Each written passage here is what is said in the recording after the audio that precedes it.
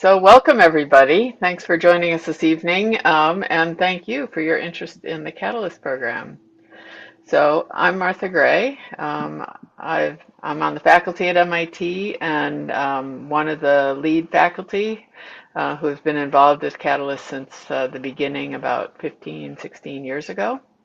And I'm joined in this session by other Catalyst faculty who have FAC in front of their name, and fellows who have fellow or FEL in front of their names, and some staff, and they'll introduce themselves towards the end.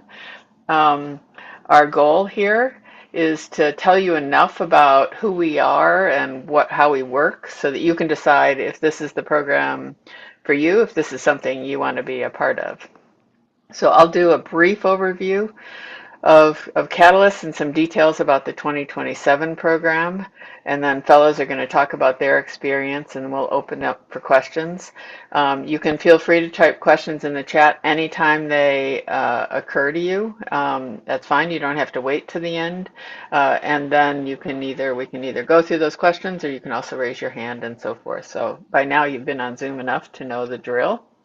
Let me just get my slide deck here. There.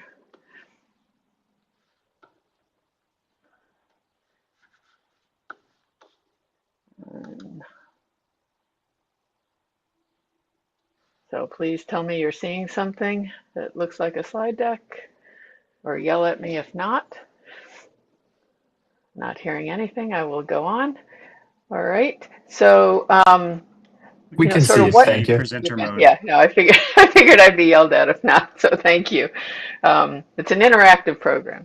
So, at its core, Catalyst is really about expanding your mind map. But Martha, I'm Yep, sorry. It is yep. your note display, not the presentation display that we're seeing. Okay. Well, that I can fix. How's that? Yes, Okay. thank you. So, as I was saying, Catalyst is really about expanding your mind map so that you can drive impact. And in particular, for Catalyst, we're focusing on trying to improve human health.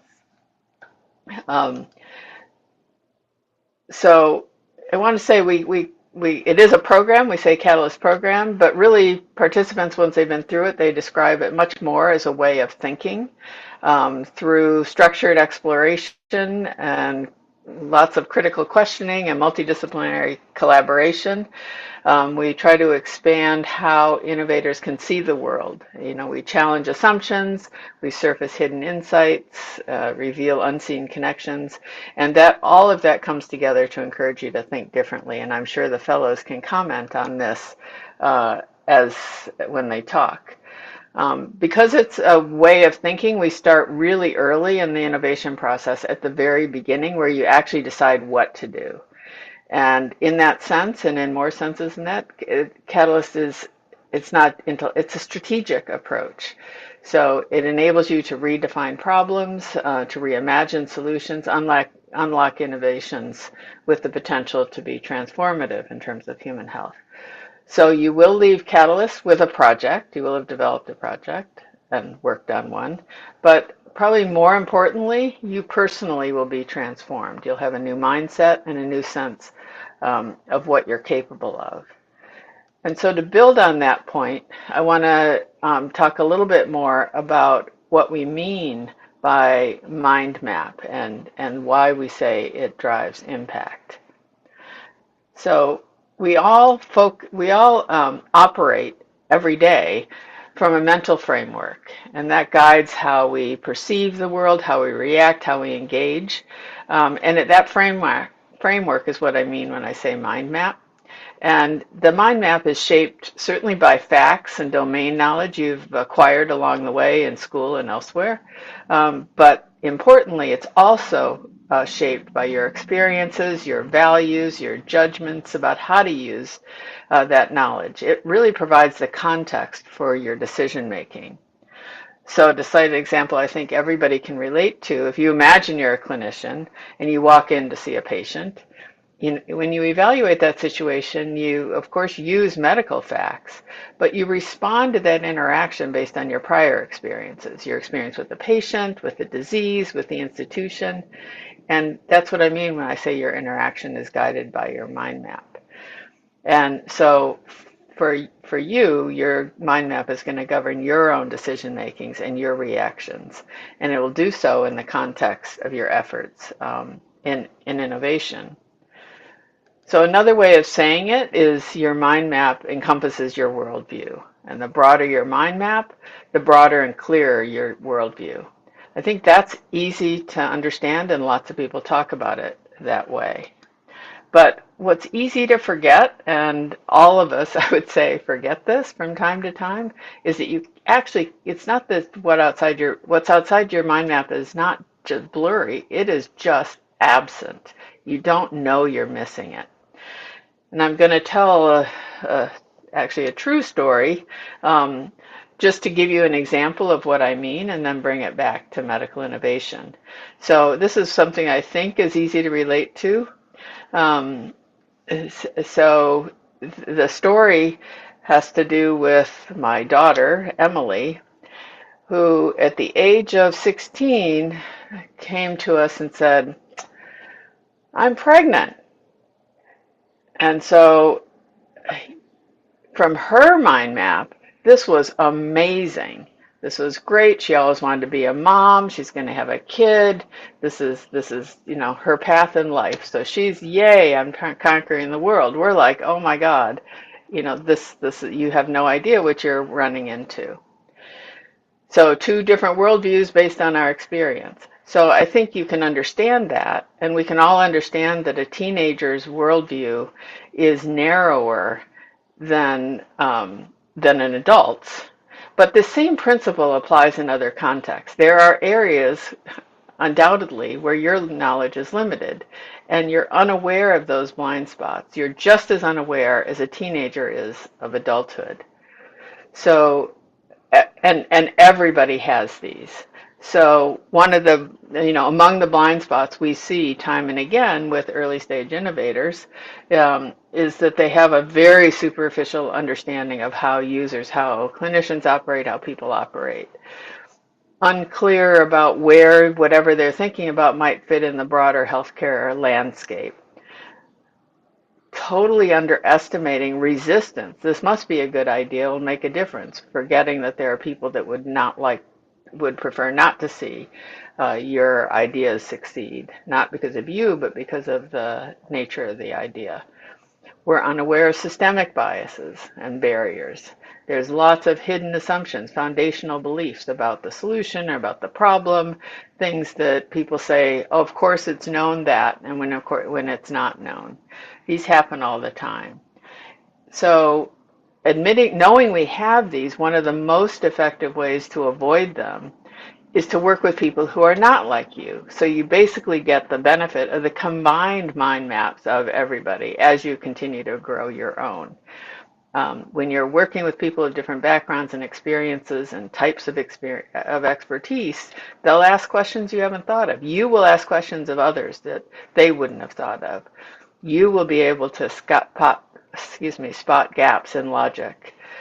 You will be able to offer a different worldview than your colleagues. And so this kind of collaboration is one of the most powerful ways to both limit the downsides of actually having a limited worldview and also to expand your own mind map. And ultimately, this expands your potential for impact. And this is really what we do in Catalyst. Okay, so this brings me to talk more specifically about the program. So in Catalyst, you're going to work with a cohort of fellows and a cohort of faculty who collectively are a group with strengths, experiences, and mind maps that are different than yours. Okay. Operationally, Catalyst is structured in two phases. The first phase runs from January to July, or the end of June. And in that, you're a cohort of fellows that work collaboratively to explore unmet needs in healthcare and develop a portfolio of strong evidence-based project proposals. So you come in as fellows and you come out with a number of project proposals. not as usually about 3 or 4. And then you go on to the second phase, phase 2, and this is where you actually work on the projects. And you begin execution. You try to advance your ideas. You grow your team as needed. You begin to generate the evidence that would be needed to convince some future funder, future partners, or people that have to adopt. And then it doesn't all happen within the program. You would graduate to independence and continue developing the ideas and ultimately bring it to real world impact. So operationally, I should say that the way in which that occurs at the end out of the program, they transition sometimes through a startup, sometimes through an academic an initiative or another pathway. But again, regardless of the path, that's the goal. So if we take a closer look at how phase 1 happens, like I said, you're joining a multidisciplinary cohort of fellows.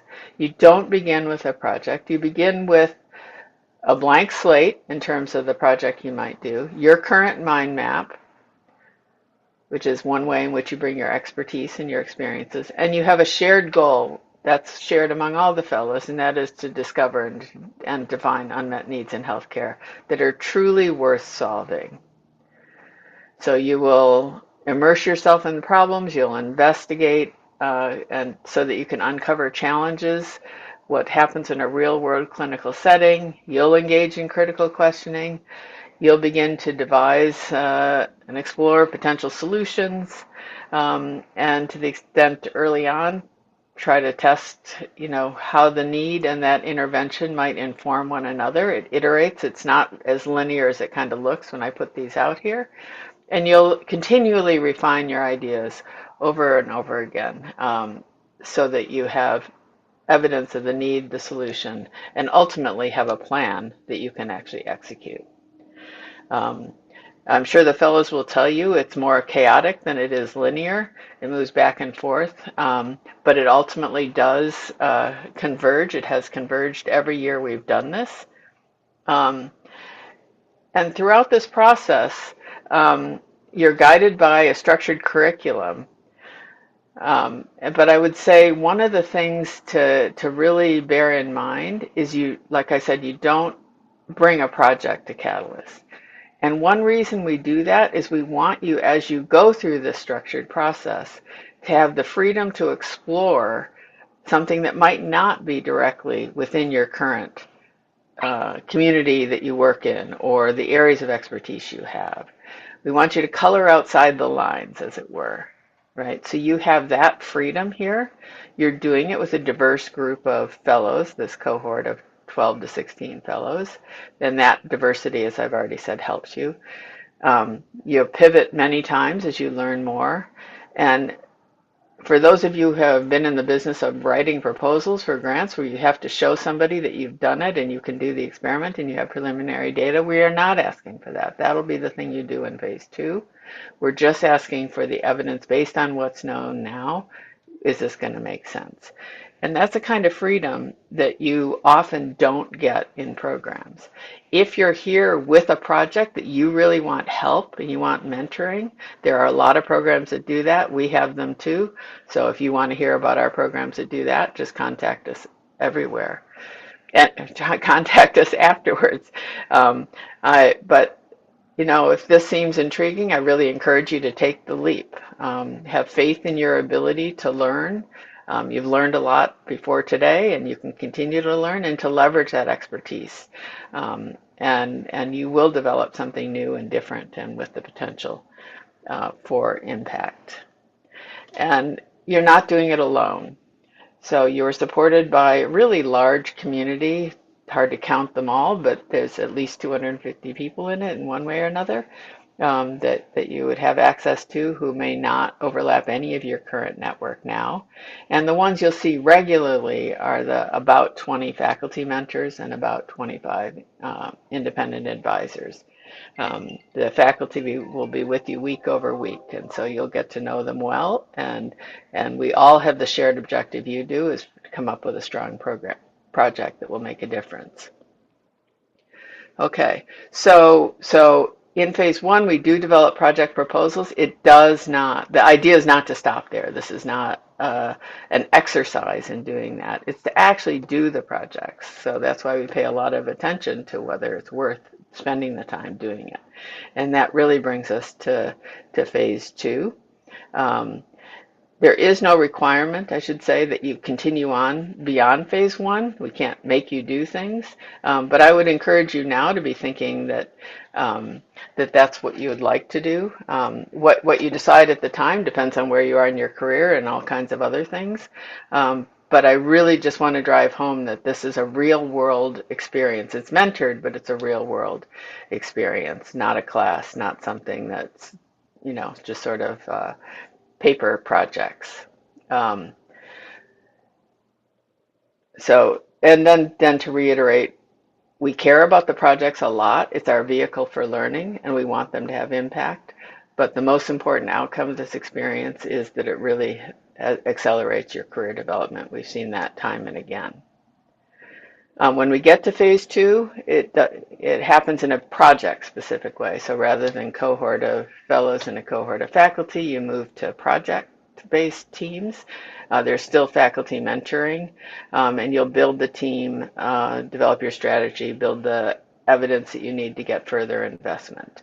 The focus through this time is to de-risk it as much as you can, eliminate threats to its success, and get it as close the gap, so as close to exit as you can, again, with the mentorship of faculty. It's not linear as is driven here, as life is not, but hopefully you have the idea. And the timing it takes to do this varies a lot by the project and the fellows, so sometimes it's relatively short, sometimes it takes many years. But at the end of it all, this process works. Most Catalyst projects have exited with a clear path towards real healthcare impact, and it's supported by evidence. And as I've said now, I'll say finally again, it's about more than the projects. It's about the people behind them. The fellows are transformed, faculty are transformed as well. You'll gain a deeper understanding of your strengths, I think a renewed perspective on your own goals, and confidence that'll take you to lead in uncertain environments and complicated environments. Okay, so Catalyst is about achieving healthcare impact, but it's also about building visionary innovators that can continue to do this for years to come. So I can spend hours talking about Catalyst, as people who know me know well, and I do want to get to some details about the 2027 program so we can get to our panel and you can get questions answered. Okay, so within MIT, Catalyst is hosted by the Institute for Medical Engineering and Sciences under the organization called MIT linQ. But what that means is that you will have many of the resources at MIT can be leveraged by you and your team for your projects, whether or not you're employed by MIT. We've also this year and last partnered with the Hood Hub for Pediatric Innovation that was established recently between MIT and the Hood Foundation to bridge the translational gap in pediatric healthcare. And the idea there is to focus on populations where innovation has been much less prevalent, and yet the population is in great need and the healthcare of kids is in great need. This isn't to say that you have to do a project in pediatrics. It's just to say that this is a partnership and it gives us some resources for projects that are developed to support their development, both in terms of the kinds of subject matter expertise in the room and the financial support. The other thing I should say now, while it's on my mind, is that anybody in the US, you do not have to be an MIT person to participate in Catalyst. You can be anywhere in the US. If you happen to have joined this call from Europe or some other region of the world, we do have a sister program in Europe called Catalyst Europe, and let us know and we can connect you there. It's hard to do people around the world in one program simply because of the time zones. So be in touch, but everything else I'm saying is applicable to that program as well. So in terms of logistics, I think this is all on the website, but just to drive home, we do have weekly meetings. The major sessions are on Wednesdays from 10 to 1. And the programming we provide is mostly from 10 to noon, and then you have an hour working with working with other fellows in your cohort. We've also set aside Mondays from 10 to 11. This is really to allow teams and groups to work together. It saves you the trouble of having to try to do the logistics of setting up outside meetings, which can sometimes be more work than actually doing the projects. We do, while it's remote, all of these sessions are remote, except there are 3 times during the year that we come together at MIT in person for what we call intensifications. So these are 3 full days. The dates are here and on the website, so plan on that. And this is an important part of it's much easier to work with people if you've actually met them face to face. And it also helps to have some time where you can just work intensively. You're not slotting it into your day job and thinking about what's next. The workload, the time you should have available is on the order of 10 to 15 hours a week, and that includes both the scheduled times, but also some, it doesn't all happen in the context of our scheduled times. There is work that has to happen outside, so plan on that. You should commit for at least 6 months. If you can do it like in your head, commit to a year and then see how it's going. There's some natural transitions to think, is this for you? Is it going the way you want? Which is at the 6 month point and the year point. But again, most fellows continue on doing the projects, which tends to continue on past year 1. So it does tend to be a long-term community, though we're not asking for that commitment right up front. We're fortunate in having some donors and support by MIT and our partners, so we do not charge tuition. What we do need you to be able to do is fund your travel to MIT for the intensifications. And if that turns out to be super not possible because of your financial circumstances, we'll certainly talk to you. They still apply, but make sure you talk to us. But this is the expectation. The process, the application, the first round of applications closes on August 10th. We do keep the applications open until we've filled all the slots, but I encourage you to get your application in by the 10th. We'll issue invitations to interview at the end of August. The interviews are scheduled for Monday, September 21st. There's a typo in the expression of interest that says Friday, September 21st. It is September 21st, but it's a Monday. And we will get that corrected. And then we'll let you know by the end of September who's in, and we'll ask you to commit by mid-October so that you can do the planning in your life. Again, all this information is on the website. All right, so now the most fun part, you should talk to the fellows. They know what is true. We have, I think, 7 fellows here. They've all completed phase 1. Some are several years into phase 2, and I'm going to turn it over to Adi, a fellow, to take the conversation from here. Adi. Thanks, Martha.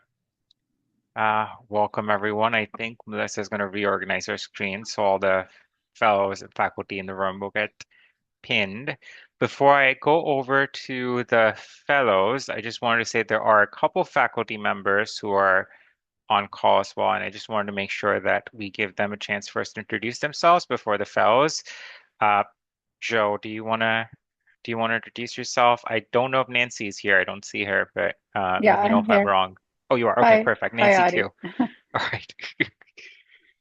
Everybody, I'm Joe Ting. I'm a relatively new faculty member. I think there were some questions in the chat. I have about 37 years of medical device development experience, and I'm also an MIT alum. And I hope that you'll get a lot out of the program and fix a lot of the aggravating things that I have as a professional have seen people coming to me with half-baked, not baked problems and things like that. So, Hi, everyone. I'm Nancy Steele. I've been with the Catalyst program as a faculty member for about 7 or 8 years. I come from industry. So, to Martha's point about the faculty being diverse, we are not all academics at all. Some are researchers, some are scientists, some are engineers, some are clinicians, and some come from the business world.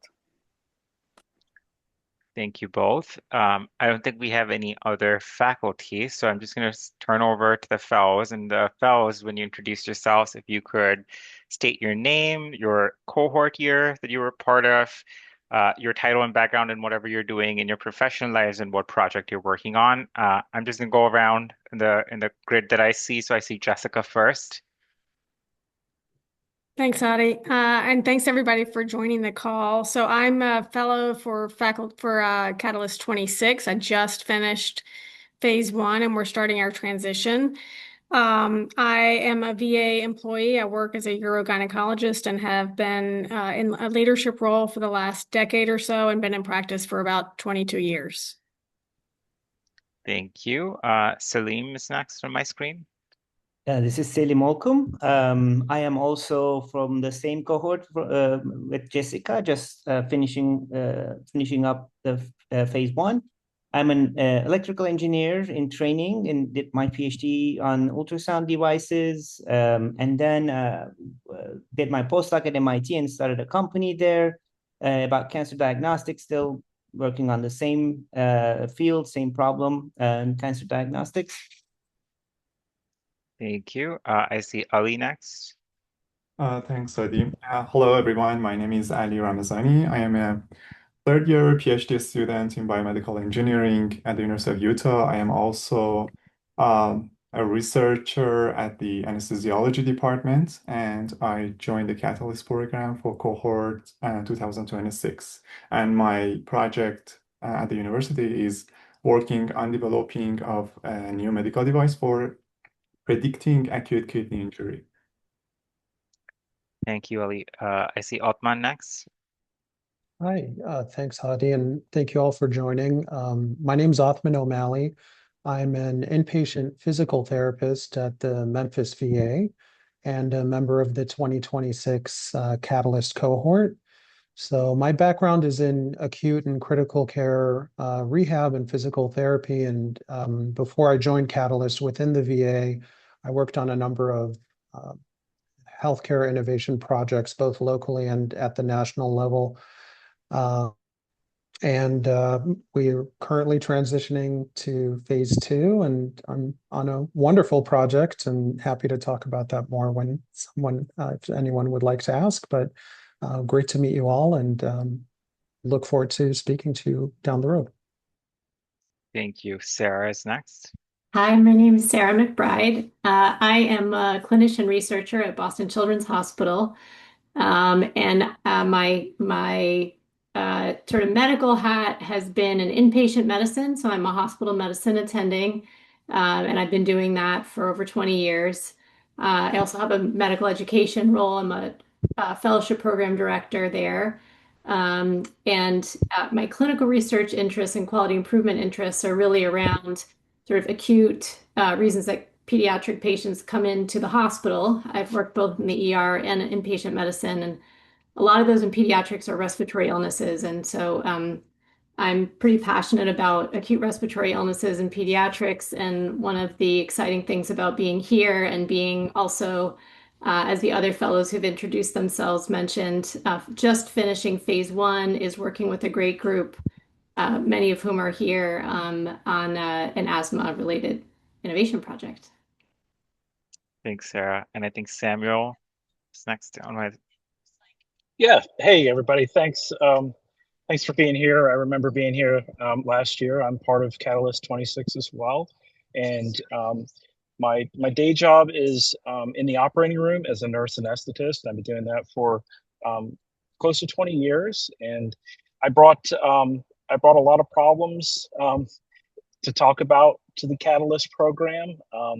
And I'm fortunate enough to be involved in two projects that do require my clinical expertise.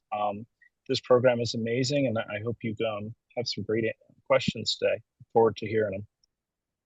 Thank you. And just to wrap up with me, I'm Adi Chandrasekhar. I guess I'm the only one here who's not from this cohort. So I'm from 2024, 2 years ago. And I'm a general internist by training. I actually work right now at UpToDate, where I work as a clinical AI strategist.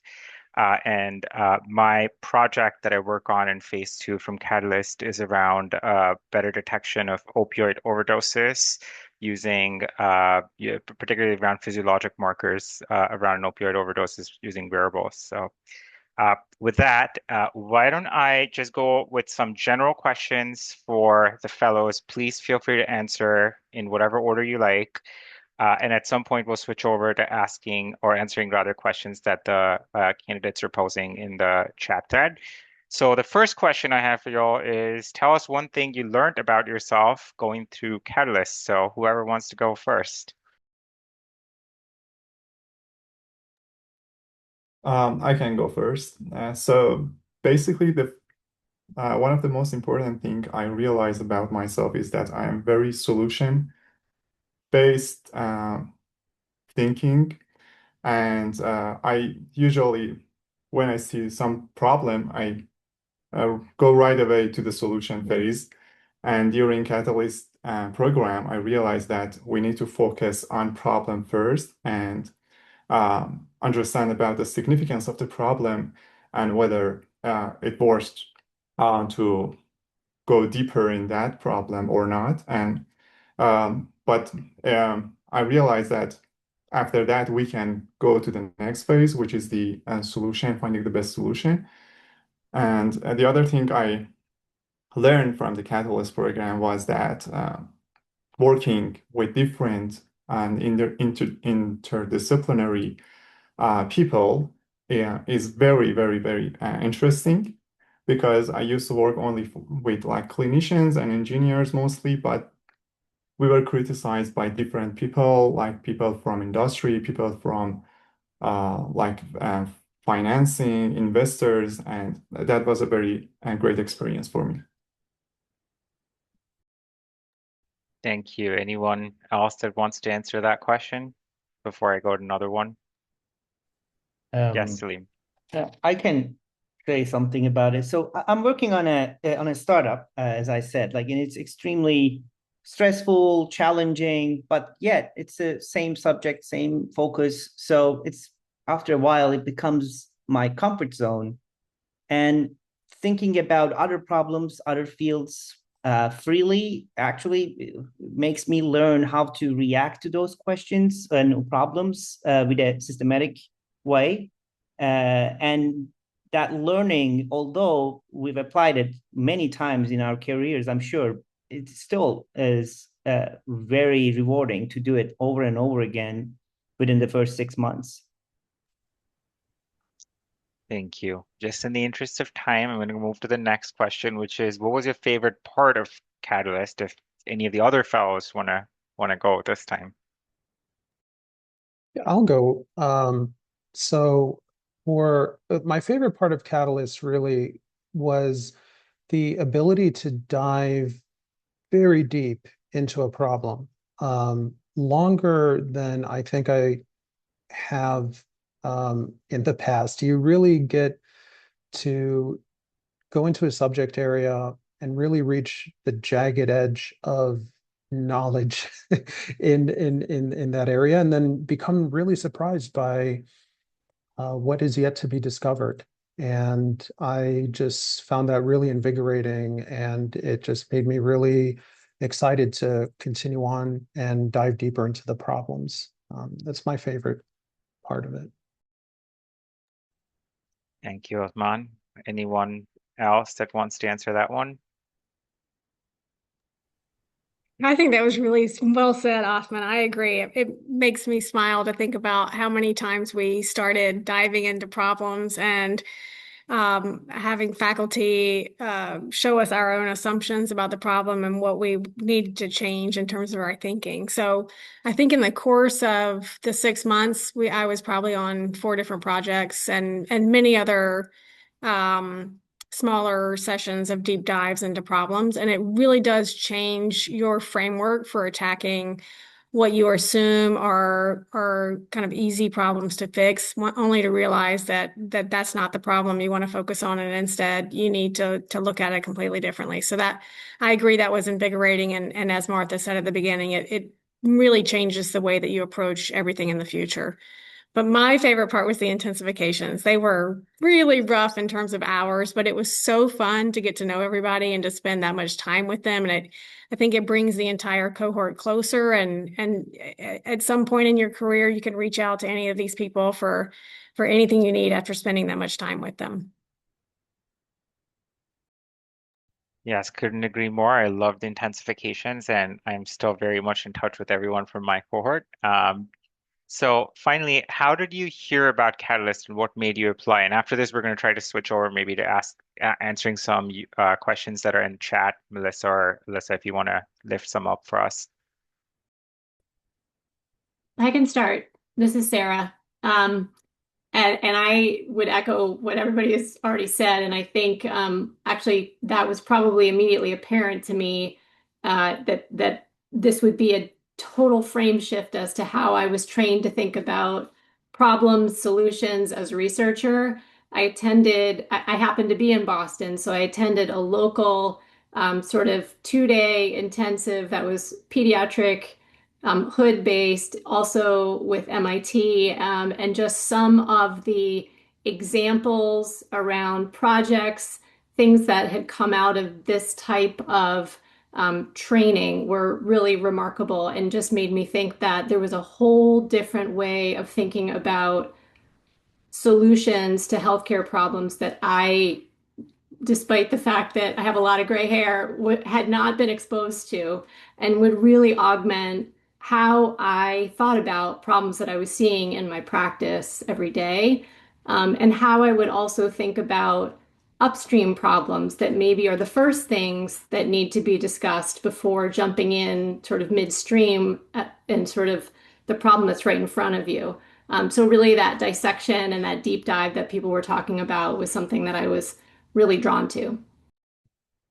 Yeah, I'm happy to share actually how I connected, which was a former fellow some years prior to my applying was working on a project where he had reached out to me as a subject matter expert in a problem they were exploring. And I remember being very intrigued with this process and methodology that they were using as they went about interviewing me to find out more. And I had no time or bandwidth at the time. This was in 2020.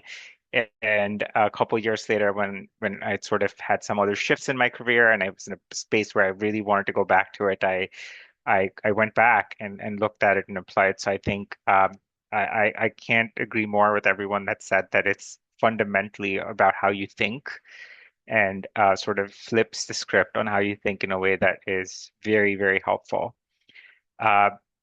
I'm going to start asking some of the questions that are coming in on the chat here. So one of the ones that came up was what tends to be the hardest part of phase one for fellows? I think you're all in phase one, just exiting phase one, so you should all know this pretty well, I guess. Yeah, I'll jump in here real quick since everybody's had an opportunity to swing at the other questions. And my apologies for looking like I'm on a roller coaster ride. I actually am on windy back roads in upstate New York. So I'm doing my best to hold the computer straight, but I didn't want to miss this meeting. I think probably one of the hardest things is realistically, often talked about the deep dives that we do on problems. It is a challenge to turn those over week by week. It's invigorating as a person who seeks knowledge continuously. it is invigorating, but it is exhausting to turn that information over and over again. But by the end, you become, this well sharpened tool that can really get into that information very quickly and turn a product over. So I think that the hard part turns you into something that's actually really quite good. Thank you. Anyone else that wants to try and answer that one about what you felt was hardest in phase one?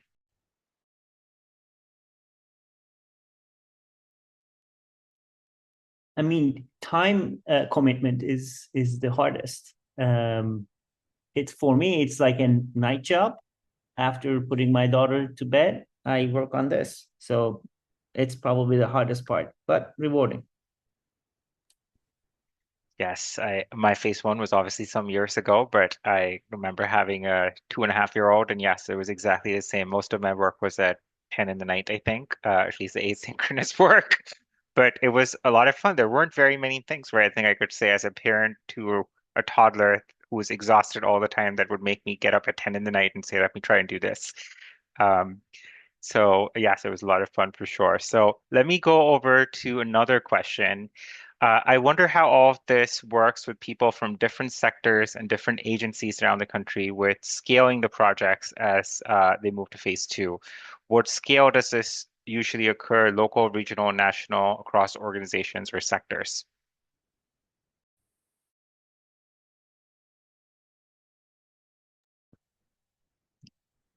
Anyone that wants to talk about I can certainly share. I guess I've been in phase two longer than you guys, so maybe for what it's worth. I mean, I will say it fundamentally, I think the interdisciplinary nature of the cohort, the fact that people come in from very, very different backgrounds and also very, very different stages of their career. So we have people who are very early and are, graduate students, and then you have people all the way to those who practice for decades, sometimes participating in the program. I thought it was fantastic. It really brings a certain perspective that humbles you, especially as a clinician who's used to practicing. I remember thinking back, and we used to have undergrads in our not in the fellowship program, but undergrads as a part of the MIT program that ran in parallel, and they would ask some of the sharpest questions that made me fundamentally question, yes, why do I do that? Actually, you're right. I've never thought about that. Why do I do things a certain way?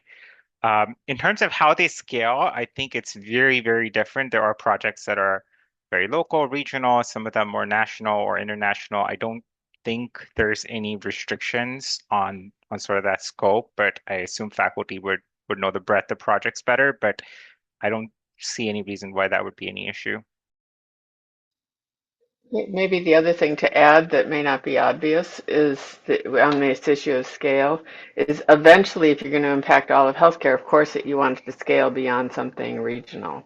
And I would say we would prefer it not be something that only works at one hospital in the long run, right? But on the other hand, in order to get there, you can't test it everywhere at once, right? So the harder question that comes up more practically during phase two is where do you actually start? Where do you prove it with what subpopulation in what kind of context? Right. So that tends not to depend. It's helped by geography. So it helps sometimes because somebody has access to a particular institution where they live, but it's not inherently made impossible because of the geography. If that makes sense. I'm not sure who asked it, so if that answers your question, hopefully. I see another question here that is worth perhaps lifting up. Is the ultimate goal to spin out a startup to scale the solution? And if so, how does IP transfer and commercialization work?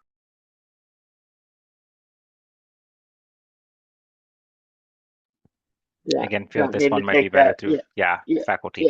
yeah, no.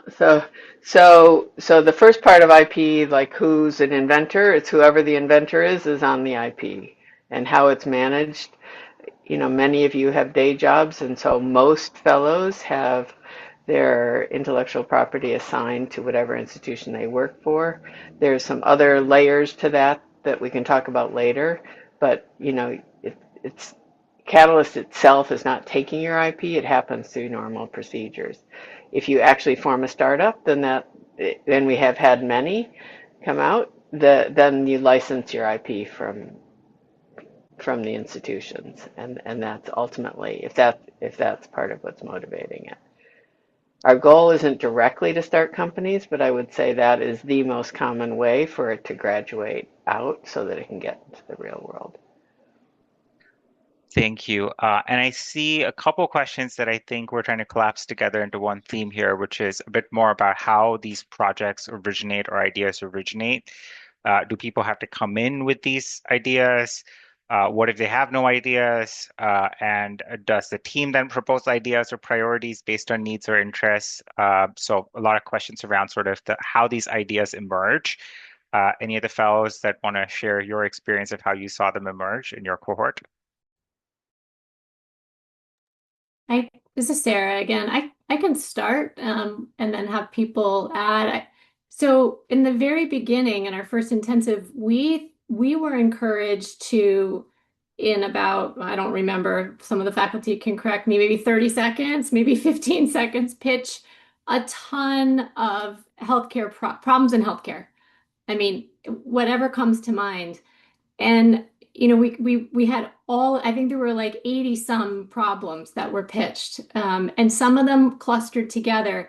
I guess the long and short of it is you can come in with an idea and have a problem that you faced in your arena, but the actual idea morphs an awful lot as you start to generate evidence basis for why this is actually the problem, or is there a problem upstream? So it's all of that deep dive and dissection that happens during this program that leads you to the idea that ultimately sort of carries you into phase two. It doesn't start off in the same way that it finishes, and it often pivots many, many times. So I think that's part of the process and why this program for me has been such a rewarding experience, because it really is humbling in a lot of ways. You think you understand the problem, but you really don't until you spend a lot of time thinking about it with other people. So I have an addition there about the ideas. Like when you say ideas, it might sound like I have an idea to solve a problem. That's not the ideas that we're talking about. The initial ideas are really the problems, the needs, the healthcare gaps. So those are the ideas. Like we start with those. What are those? Like we came up with maybe 100 of them as this cohort. And then without any solutions associated with those gaps, by the way. And then we start to create these structured gap, need, who is affected, how many people, the structured problem definitions, and started to pitch them on these weekly meetings. And on those weekly meetings, the faculty would dismantle those ideas, and most of them get harsh feedback. We go back, we do it again. This is like a 26 weeks, so probably spent like 15, 20 weeks of pitching like these type of gaps and like how to make them right, how to identify the right problem. And then once we know, okay, we captured the gap here, that's the idea. And then we start to look like, okay, how can we solve this problem and what kind of solutions there can be? And then interview like a bunch of people in the process, by the way. This is how it starts in terms of ideas. So coming up with an idea, we all had many ideas, I'm sure, coming in, but then realized that those ideas are not actually ideas. So we came up with new ones and or perfected them on the way. I think that's such a great point about ideas here really being ideas of problems, not ideas of solutions to problems. Right. I think I've over the years had different people that have connected with me about the program, and that's probably the top thing I tell them is if you have a very fleshed out solution concept in mind, you might find yourself very frustrated. But if you come in with the idea that I want to explore a problem, whether you know the problem or you want to just explore problems that others in your cohort lift up, you will learn a lot. I think, and I forget, Martha has a slide about this, I know in the program where she talks about how like 99% of the time you spend should be on exploring the problem and not the solution. And I feel like most people do the exact reverse when they start solutioning. We want to jump to sort of this cool, shiny thing that we have in our mind. But I think by forcing yourself to really, really vet the problem thoroughly, you're much more likely to succeed. Um, Another question that I see here, I just wanted to lift up was, what does the interview process look like? I guess fellows, faculty, whoever wants to chime in on this one, because fellows have only experienced it, faculty have probably designed it, so maybe they should go first. Uh, so the interview process, and by the way, there's also a question in the chat about what is the ideal, what constitutes an ideal fellow or applicant, and I think that's spelled out pretty well on the website. But let us know if there's a more specific question you have about that. The interview process includes. We read all of your materials. That's important for you to know. So we read your applications carefully. We read your letters of recommendation that you submit, your CV, of course. And we ask the applicants to reserve time for an interview day, that the ones that are chosen to come and interview. And that is a full day of telling us about a project that you've worked on individually. You individually describe that to some faculty. We also give you some exercises so we can see how you work in a team. But it's a pretty rigorous process. So after the applications are received, there's a reading of them, and then some fellows are invited to interview day. I I can meant to only say share some that. applicants are invited to interview. I'm sorry, Adi. Oh no, I was just gonna say, as someone experiencing the interview, I can just tell you it's a lot of fun. It's not traditional in many ways, as I'm sure a lot of the fellows will agree with me on. And I think it's designed to really get to know you better and how your minds think and how well you might be able to work in this cohort. I see another question where let me just go through here. Sorry, I had it up on my screen and I've lost it now, but I think it was a question about whether we could have fellows speak to different projects that they have been involved with through the different phases that they've been in, and sort of, I guess the person's trying to find out some flavor.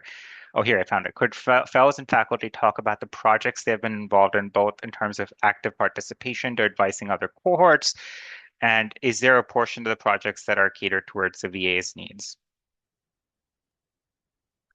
This is Othman. I could kind of talk a little bit about my journey. And it might be illustrative, but one of the initial teams I started out with was about of preventing falls in patients with Parkinson's. That we dove deep into that, and then that morphed into another project that, in fact, I proposed, which was on recovery after lower extremity surgery. Perhaps you can see a theme. I'm a physical therapist, so what's really interesting is you can also kind of bring your perspective into multiple projects and see how you fit in. So the first project, I wasn't kind of the lead. The second project, I was a lead, and now I'm on another project, which is preventing facial pressure injuries after in the OR. So don't expect to necessarily stay on one rail. The process is kind of can be quite fluid, and that's a big part of the appeal of it. Is you can play different roles on different teams and then find something that fits you intellectually, but also the team that you're a part of as well.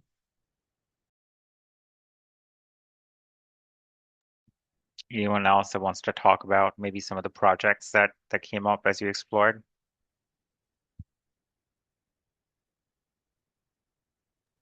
I think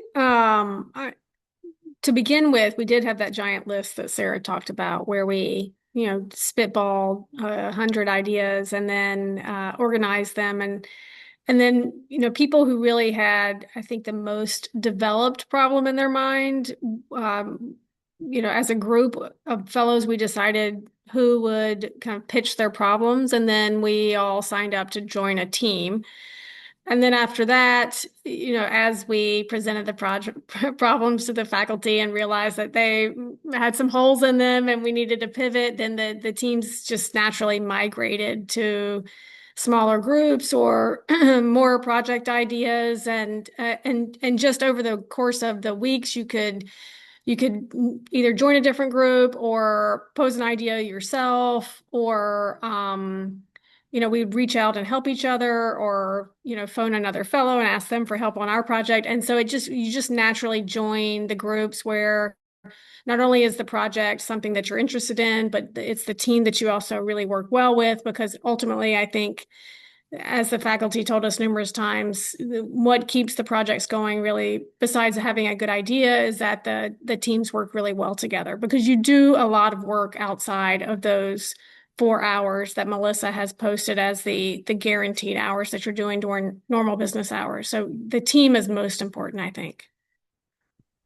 Yeah, and in my cohort, I mean, there were different projects that I remember touching at various points. Eventually, I said I was part of the opioid overdose project that I mentioned in my introduction, but other projects included early screening for ovarian cancer. There was one around better detection of endometriosis. There was one around reducing the risk of pneumothorax after lung biopsies. I had briefly connected with a existing phase two project that was around redesigning condoms to reduce risk of pregnancy. So I think you'll come across a host of different projects that emerge. Personally, I enjoyed sort of almost working on projects that were not directly clinically related to what I was doing. I felt like I learned more, but you can also just as equally work in your own space, as long as you're aware that you come in with some blinders when you work in something you're very used to. Um, I'm keeping an eye on the time, Melissa. Is it till 7?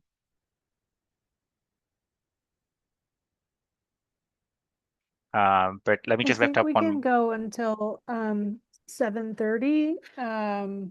But yeah, there's definitely some questions around the phase two and how you go from the, project plan to doing research, and how what kind of structure Catalyst helps with. And I guess you'll answer about how you get scrappy and find resources. Some of you can speak to that.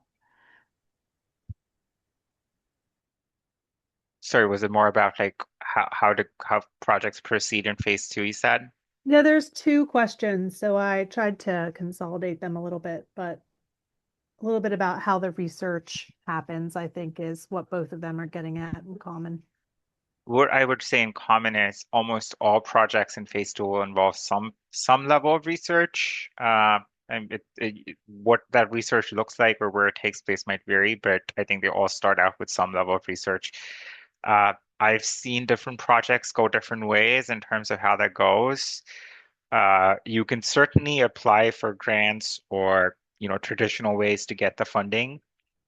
You're also having access, obviously, to the wider sort of MIT ecosystem. So sometimes you find a lab within MIT that is perhaps already doing the kind of work that you were proposing, and might make for a natural home. Sometimes your home institutions that you may come from might offer something similar. So I think as you go through the process, you discover kind of a home for it, so to speak. The funding, I think it's very variable. Phase two doesn't come with funding of its own. There's small amounts of money that sometimes get unlocked to sort of just unlock key steps, but that's not the same as funding. I think we mostly just apply for grants, or certainly the VA folks have applied for VA grants over the years, but I suspect Martha or Nancy or others who have seen the breadth of it might know more about the different ways people have funded it.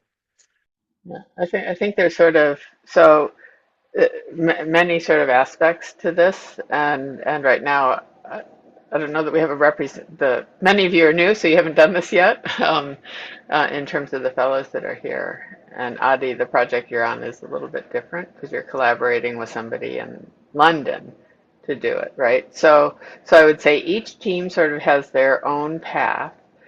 The thing that is we can't guarantee up front, but that has often happened for many of the teams, is they have an idea that's compelling. They have people that are bring expertise to that. They bring it to that person. They're interested in helping, and then they get connected to the lab, and you get intangible and tangible resources, not by any contract or anything, but a student, materials and supplies, access to equipment, and things like that. So, for example, one of our projects from a number of years that's still going on and maybe soon to exit is the obstructive sleep apnea, a new way of preventing closure of the airway that does not involve CPAP, just putting a mask on with high pressure, which is the current standard of care. But they got teamed up with somebody, in this case at MIT. It doesn't have to be MIT. The story exists in other places. But they got teamed up with somebody who does soft robotics and actually has a lot of experience with respiratory physiology. And now a PhD student basically joined the project. And then everything sort of, there's just, um, and collectively they've been able to get a variety of resources to help support them, and they're right now doing, you know, like their fifth or sixth study, because they've now gotten it to the point where they can try it in a population of apneic patients. So, but um, the things that they had to do to get there. I wish we could say, and we're hoping we can get to a point where we would have a lot of funds in-house that we could give to them. We don't have that now. But I would say, in spite of that, many projects have been able to get enough resources to get traction and move forward. But it does require some creativity and connections. But the reason I should say that the person that joined with Ravi this OSA project is thought it was you have fellows that are super motivated and they're driving it. So it's not something else that they have to supervise and run and administer and all of that. And it's in an area that's interesting, so brought her to a whole new area of science with people. So it was a win-win. She would tell you if she were here that it was a win-win. She said this publicly. So I think that story is not a one-off. There are a number that are like that. Sometimes we use, simulation environments for checking it. So we can't tell you exactly what the path is now. So as some of our colleagues say, part of innovation is having faith and going forth and trying to, at the time you know what you need, then you can put together what you need to make it happen. I did see another question. What is the typical profile of a selected fellow? Are most coming in with a PhD, a master's, or industry experience? Is there a minimum?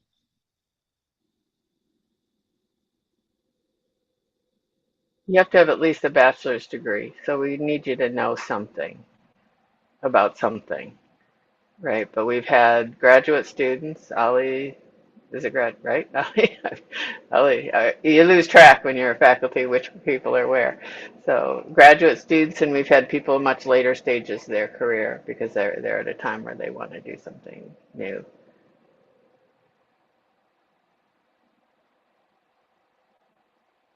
Nancy, I don't know if you want to add to that, because Nancy, oops, did we lose Nancy? Is she here? Melissa, any other questions or themes that you see that you wanted to lift up? I see a lot of comments in chat overall, so it's hard to know which ones are perhaps a recurrent theme. Difficult to say. I think we've touched a little bit on the types of problems and solutions that are our sweet spot.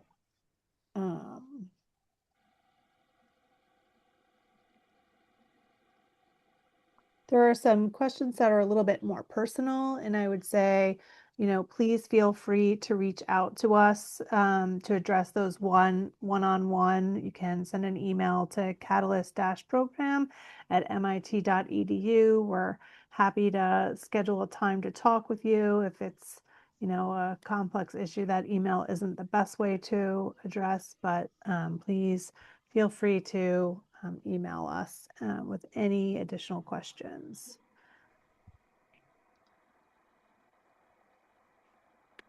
I'm just putting that in the chat. Oh, Alyssa did it too. So we're really on top of things. Does anybody have a question they put in chat that you want to just verbalize so we can talk about it now? Since it's a lot of Sadia, it looks like you do. So I want to ask, in the phase 2, do we write any grant proposals? And my second question is that is it most of the time people are developing healthcare devices during this program, or it could be a theoretical project as well? I'd say that there's a wide variety. Devices are in some version of med tech. Devices are probably the most common, but certainly not the only one. Some have been software and digital health. Some have been more, not quite biotech, but biotech adjacent. Drugs and treatments, maybe? Yeah. And to answer the question about grants in phase 2, it's not a requirement that you have to write a grant in phase 2. Do some teams write grants in phase 2 because that's how they could get money? Absolutely, yes. But it's not some kind of an expectation that you would come in to write a grant. But that's a very common way to find some type of funding for phase 2. And I think Melissa would be able to back me up, but you do get resources and support around that. Like if you don't have grant writing skills, there's support available for stuff like that. Yeah, absolutely. Yes. I see Michael has his hand up. Hi, can you hear me? Mm-hmm. So, hi, my name is Michael Craig, and I'm the founding director of Suture Sick Kids Foundation. So I am definitely interested in a project that leads towards a solution for pediatric care. I was not able to find any fellow success stories or case studies that you have shared over the years that include how these or their innovations ultimately contribute to healthcare or pediatric outcome. Can you be more specific and show or describe or just share the translation from the lab, the research, innovation to real world solutions? So from the pediatric point of view, the very first year that we had something that was strictly speaking pediatric is this year. We just started that relationship with the Hood Hub and have been thinking. So the closest that we do have a project that's in year 3 or so that is around adolescence. So that's still within the PEDS umbrella. And it's not out yet, but their idea was to try to identify people at high risk for psychosis. And it turns out, and if you can intervene early in people that have that high risk, then you can delay or potentially prevent. It's easier to show delay some schizophrenia or other frank psychosis. And they use what's been known in research world of disordered speech was what they built their idea around. So they've been able to develop a machine learning model that can identify the 6 or 7, I've now forgotten, forms of disordered speech and based on intake interviews can capture that information and in more or less real time identify that they have that disordered speech, which gives a trigger for care. So it's not out as in it's not been commercialized. They've developed IP around it. They are working with a number of clinics. So they've gotten a long way, but I would anticipate, assuming it continues to show viability, that would come out. And I'd be happy to, there's, I think, a little bit written about that one I could share with you. And we do have some stories around other ones that have come out in other domains. Yeah, that's very good. I'll also be on site on the 27th through the 29th, so if we can chat some more. Okay, yeah, so we can talk then. Great, awesome. Thank you, yeah. I think Max has hand up as well. Yeah, just like Max here, I'm a senior social worker here in the VA in Los Angeles. I'm just wondering, like, pragmatically, um, is there flexibility in the program in terms of like if we cannot make a synchronous meeting during our regular business hours, and then two, have fellows had success stories or challenges negotiating with their employer for this to be considered work related and thus not requiring time off requests? The first part, do you mean you could never attend or just every once in a while you can't attend? I guess both, but I mean, this would probably be once in a while can attend, but it Yeah. sounds like the first option, it's like a no-go, right? Yeah, You, yeah, you would I have, think you wouldn't benefit from it, honestly. I mean, I think it's just, I mean, fellows can weigh in, but I just don't know how you would develop the relationships and the way of thinking if you only, even if we videotaped every, every element, I just don't think you would derive value. You have to sort of be there. And I think probably everybody has, well, not everybody, people do miss occasional ones for sure. I think the other question is people have been successful, but I know people have encountered challenges. And, as the climate is ever evolving, the answer to that question is a moving target about how clinical time is managed for someone like your position. If I had a magic wand, I would try to fix that.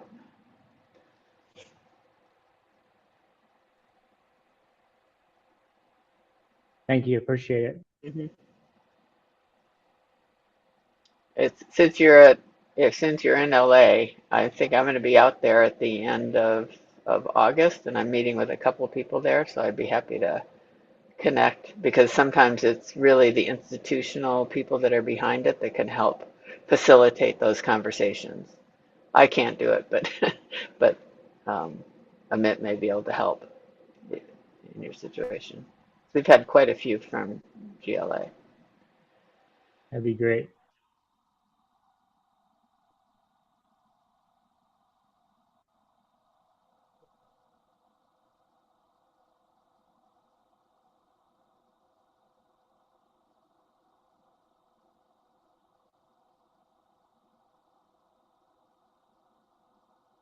Okay. Max looks like has another question. Oh yeah, if it's okay, if no one else has a question, I did have I'm a social worker, right? So, in terms of, I know we're identifying problems first in phase one, gaps and stuff, and then in solutions in phase two. I'm very interested in social determinants of health, right? So, interventions that are not medical in nature or technological in nature. It seems like a lot of fellows here do have that kind of interest or expertise. But I'm just wondering, do you guys have, projects that you work on that are, addressing social determinants of health? I think, yeah, you'll definitely find people that have worked on SDOH related projects, either directly or indirectly. I can tell you my project on opioid overdose was directly sort of born in that space.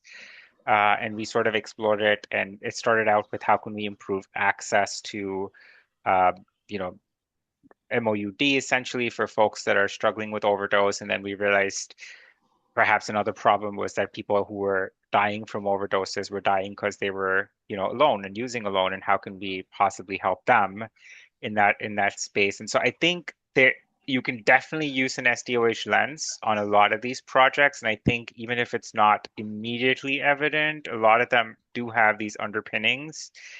I know that Martha, you know the projects better, but Laura Bajor's project Mm-hmm. on the work that she does in the VA, I forget what exactly the project was, but I think it was around detection of psychosis, right? Or um, PTSD, the sleep PTSD, disorders, sorry, and yes. PTSD. Yeah, yeah. Yeah. So there are definitely Yeah. lots of opportunities for that. I also have a comment about it. You never know what kind of a solution is going to be developed. So it can be technical, non-technical. It's about how well the gap can be defined as a problem. So it can be then anything. Yeah. As the fellows will tell you, one of the major things we focus on is what negative outcome, what's the bad thing that you want to fix, which certainly things related to social determinants of health is, there's a long list. So if you, as Salim just said, if you can really pinpoint what it is you want to change, as opposed to fixing the problem of unequal access, right? That's so broad, you're never going to get there.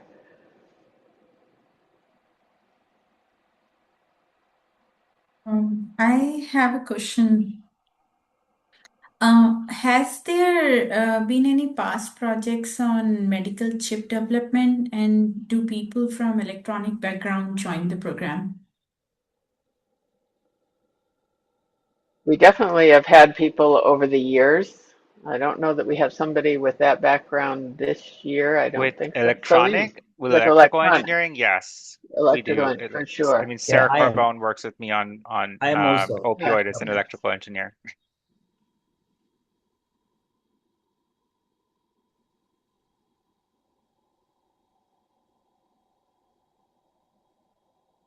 I had a question about, thank you first for the time, and this was a very informational session. But I had a question about how the people went from cohort to teams. I think a fellow mentioned that they transitioned between a couple teams within the phase one. Could someone explain a little bit how that works and how is that? It's How do you very, very transition? organic. I don't know what else to tell you beyond that. Like, I don't think there's, in fact, any fellow that's probably not been on more than one team at some point. It's just structured such that you kind of float in and out of different teams. You get to explore different problems, and you might find a certain problem is what you're interested in. Sometimes you'll discover a certain fellow that you want to work with. You both click really well or complement each other really well, and you can, lift up the problem really well together. Um, what I can tell you is if faculty don't assign teams, they're not going, nor do they assign problem areas to work on, nor will they tell you to stop working on a problem area. So I know that sounds frustrating, but those are all on you. And I feel like, I just thought it was organic. I don't know what else to tell. Like we just floated from one team to another and discovered things. I don't know if the other fellows felt differently. Yeah, I think that's one of the things I really enjoyed about the phase one was that it was really organic, and then you had an ability to allow relationships to develop as well, in order to sort of see how you interact with the idea first, but also the other people that are attracted to that, who are attracted to the light of that idea. And what Adi mentioned is very true. I mean, the faculty don't come in and say, okay, these are the teams, and these are the projects that we want to see go through it all. No, it's very fellows directed. So, but of course, there's a process and I think it's the first time we're saying it surprisingly, but radical candor amongst yourselves, with the faculty, but also with yourself as well. And I can sort of speak to that as someone who was driving an idea. At first, you kind of have to see um, where you are in the process, and then see if there are ways you can shift, either pivot your idea around or pause an idea, and then there's always another team willing to take you on. In fact, that's one of you won't have to worry about not being able to join a team. That's definitely the case. There's always someone recruiting. So yeah, like Adi said, it's very organic, and as you get to know more and more people through the intensives, that's especially, I think, a team forming experience as well. But it's very organic. Thank you. As a faculty member, I'd say that's absolutely true. Sometimes if we'll nudge if we see that there's a hole and maybe this person has some expertise that might be able to help, but it's only in that context, I think. And our rationale is that we actually want you to do the projects, right? So no one's going to sign on to do a project if you're forced to be on a team with people you don't like to work with. Like it just sabotages the whole thing. So we do attempt to spend some time helping people think through, people who know stuff about team formation and team dynamics. But honestly, faculty don't know how you fellows do it. Like the teams emerge and evolve, but it all happens among the fellows. So I don't know what conversations take place. But we do try to support it because it's often people have never had that experience.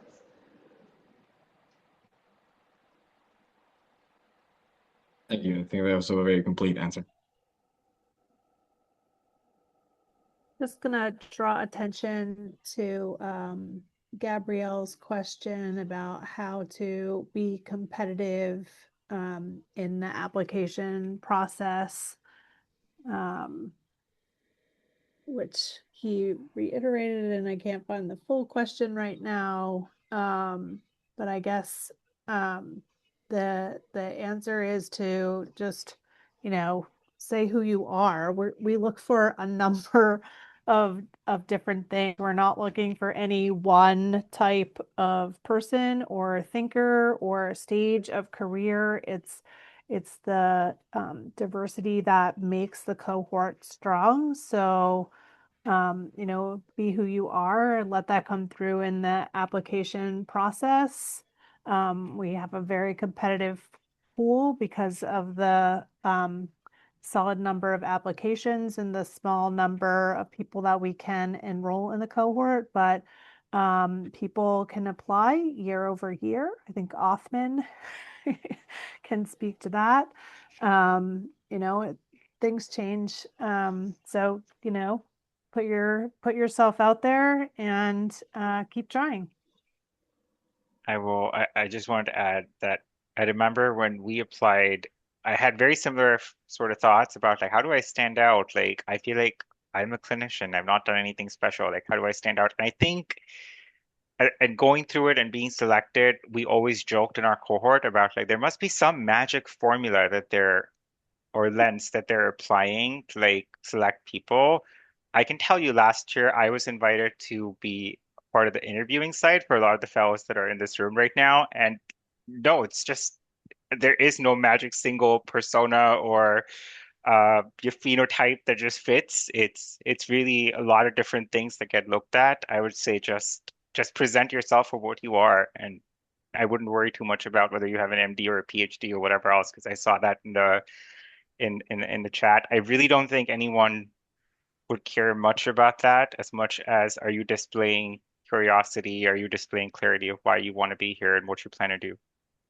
I If I just could wanted to just, add something to this. And I remember in the interview before acceptance that I was expecting to be asked some questions, some scientific questions, and maybe a very challenging question. But the challenge wasn't the science.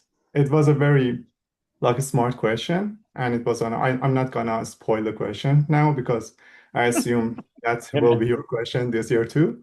But it just challenges the way you are thinking and how you want to solve a problem, or it it increases your critical thinking. That's a way I'm gonna describe it. So don't worry about it, and I strongly suggest to apply for this program, and I know you will enjoy that.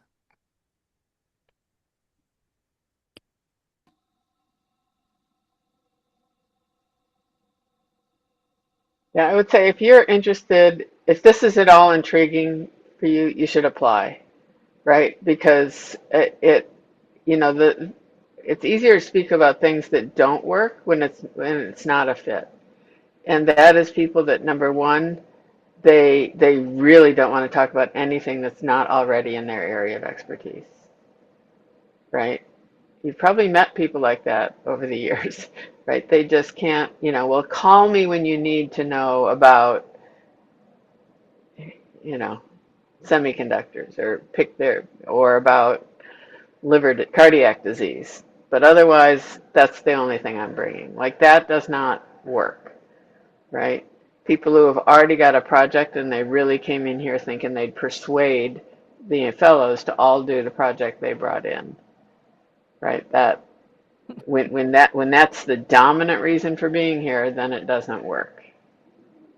Because often they really can't defend the validity of that project to the point where people will buy in, right? So this is why all the fellows you keep telling you, well, it's like, how do you think? And are you willing to hear what people ask and, and things like that? Um, that is what we're looking for. Yeah, and I know we're running out of time, but if I could just There we are. expand a little bit on something Martha said. So it's Adi has to leave, but I just want to say, I think these 6 months in phase one, or 6.5 or 7 months, they're particularly rewarding if you enjoy digging in to something that you may not know that much about. As Martha said, it may be totally outside your area of expertise, whether you're a clinician or a technology person or a MPH or a nurse or a business professional.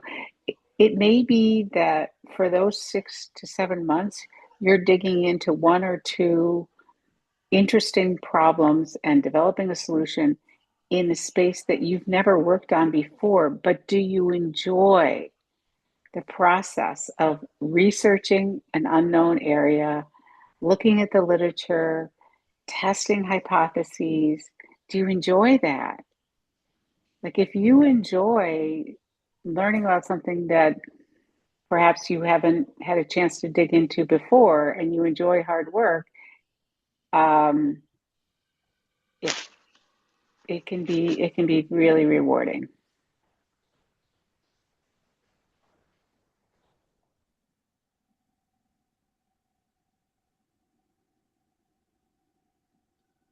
Okay, as people And are maybe needing it's to sign off.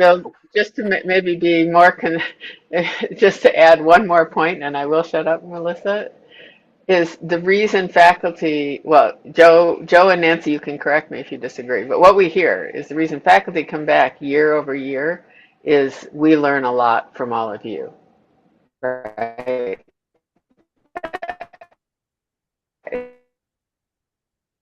It's incredibly intellectual, and it's hard to find communities where you get to do that kind of thing.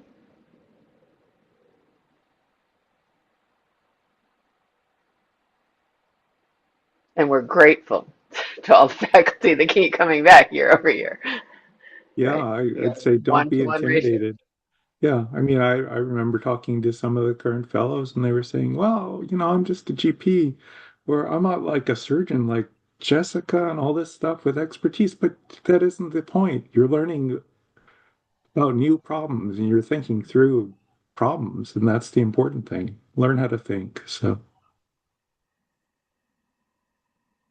So learn how to think differently, definitely apply.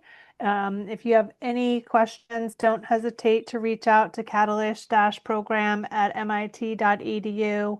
We're happy to connect you with additional alumni and fellows from the program to talk more about their experiences. Applications are due August 10th. That's for the priority cycle 1. So please submit your application before August 10th. And thank you for joining us.